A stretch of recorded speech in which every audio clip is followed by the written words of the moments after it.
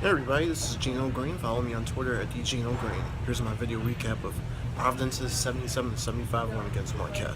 Enjoy. You talked about the depth of the Big East. St. John's beat Duke today. Did they really? Yes. This is your thoughts on Big it. East. I didn't know. Is that right? Yeah, your That's thoughts on big that? time. I'm really proud of St. John's. That made my day. Honest to God, that made my day. Again, I talked to our staff this morning, and I'm listening to everybody talk about some great programs. There's some great schools in the country, but nobody's talking about Villanova. Last time I checked, they were really good, and I could be wrong here, but if you look at their record, and I'm not pumping their tires because we got to play them again, but their record in the last 5 years may be the best in all of college basketball. If I'm wrong, I'm only wrong by a game or two. So for all the speaking heads, man, I think Villanova deserves a little bit more love than they're getting. Not that Jay wants that attention, but they've earned it. They've really earned it, and they're really good. And we got to play them one more time in our building. But Big East, man, that's big time, man. That made my day. I can't tell you how happy I am to hear that. Anything else? I think Big East building in a long, long time. That was something. I was messing with Malik White on the free throw line. Those are moments you cherish, man. You want to be on a free throw line on the road, chance to seal the game.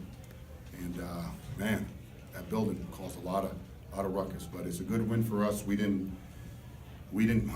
melt. We kept our lead once we got it. You know, that's what you want to do, especially in an environment like this against two teams that are very desperate to continue to try to gain some Big East wins. We learned from the last time we played them and a couple adjustments that we made. I'm really proud of our staff and our preparation. But I thought our players were resilient, gave ourselves an opportunity, and we were able to take advantage of it. You know, tough turnover at the end when we missed the 2 free throws. But it just was it was a great Big East game. It really was. Great Big East game. There's no easy games. We'll go on to play Georgetown. I think they have St. John's next, and one game at a time. It's a long season that goes fast, and I'm just really proud of our babies. I thought they did a great job today and able to get back on and win inside because we hadn't played well for 2 games. Our 2 road games, this being our 3rd straight road game. Coach, you seem to switch things up on defense in the second half. What did you change out there? You know, I mean, we played some zone. You know, we wanted to stretch toward Howard, Rousey. You know, when I see Elliott, I mean, we recruited Greg Elliott, and he and John, those 2 freshmen are growing up in front of your eyes. I mean, those 2 kids played great. Rousey got in foul trouble a little bit, and obviously what Howard did to us in Providence, I mean, he scored it every imaginable way, so our team was on high alert anytime he was in our vicinity. Coach, it would stand to reason that zone defense against a hot shooting team like Marquette wouldn't usually work out well. What was different about your zone that kind of stymied that 3-point shooting, or is it just one of those days? It's one of those days. I don't have any magic wand of a zone. You know, it's we put our hands up and they missed. Just really, we were active. The thing is, though, they were alert. And I mean, to personnel. Anytime you play zone and you play against a great shooting team, it's not so much about your zone slides, it is where their personnel is and what they're trying to do. And they had some open looks that just didn't go down. So it wasn't so much about the zone being great, it was they missed shots that they normally make. Coach, talk about that last play to a little more specifics with Cartwright and Lindsey making that stop on Howard.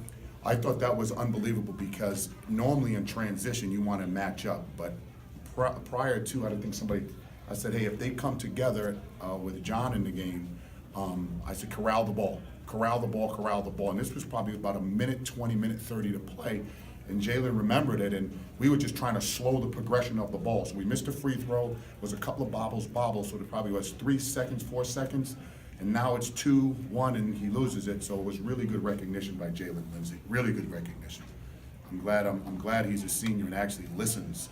Because as you know, our 18 to 22-year-olds, they have a really hard time listening if any of you have that age with kids. What do you say to the team after the I'm sorry, I didn't hear what you said.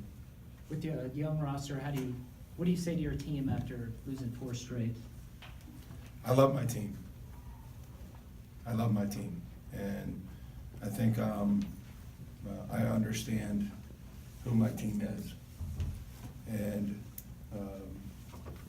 this is part of our journey. And it's not part of our journey that anybody wants, but it's what we're going through. And we have to continue to grow and to get better. And we're asking a lot of young guys. And I thought the effort was there. I thought the competitive spirit was there. I didn't think the discipline was there. You know, in terms of some things that we were very clear on, in terms of our game plan prep, we didn't do that. And, you know, our margin for error is thin. And our, you know, they got guys who've been through it a lot, and we got guys who are going through it initially. Not some for the first time, some for the second time. And so there's so much season left ahead of us. I mean, I love my team. I mean, but we're a team that's on a journey, and we're a team that needs to get better. And so our focus is present moment focus. And our focus is on improving individually, collectively, constantly evaluating what we need to do on both ends of the floor to put ourselves in a better position to win. We were in a position to win the game. We didn't win. And look, it doesn't come down to the last play. You know, it never does.